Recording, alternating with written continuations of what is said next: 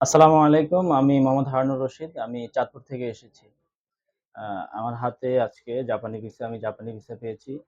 আ আমি ইচিবান থেকেই পড়াশোনা করে ইচিবানের মাধ্যমে ফাইল প্রসেসিং করে আজকে আমি জাপানিজ ভিসা পেয়েছি। আমি জাপানের হিরোশিমা শহরে যাচ্ছি। আমার স্কুলের নাম এইচএলএ হিরোশিমা। যে আমার ফ্রেন্ড সার্কেলের মধ্যে অনেকেই ইচিবান থেকে জাপান গিয়েছে। তাদের মাধ্যমেই আমার ইচিবানে আসা। জাপান অনেক সুন্দর একটা দেশ। জাপানের টেকনোলজি ১ নাম্বার। সব মিলিয়ে জাপান আমার একটা ড্রিম কান্ট্রি ছিল। যার কারণেই আমি ইচিবানের মাধ্যমেই ফাইল প্রসেসিং করে এখন জাপানের ভিসা পেয়েছি। আমি ওখানে ল্যাঙ্গুয়েজ প্রোগ্রাম শেষ করে আমি মাস্টার্স প্রোগ্রামে ভর্তি হব। সর্বশেষে আমি চিবান ডকুমেন্টস টিম এবং আমার শিক্ষক যারা ছিলেন তাদের প্রতি কৃতজ্ঞতা রইল।